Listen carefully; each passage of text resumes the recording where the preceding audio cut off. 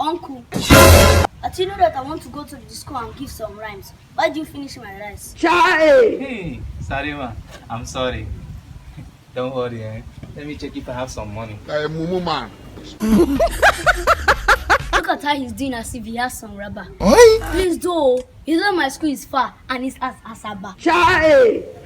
You know what I can do now? You be Mumu. My name is Eric, not Chinedu. Okay, oh. If you like answer okay, I'll still wait here like Mbeke. Will you keep quiet? Shege, who told you that you're in Beke when your uncle is seriously working hard like Governor Wike? Hey! Please provide my food though, to avoid being rude though, because this is not my real mood. Sarima, do you know that I'm not a small boy? Hey! Or do you think I'm Joe Boy and Fire Boy? Will you keep Since you have quiet? been searching this your pocket, or are you not with your wallet? Or should we go to the market? Child.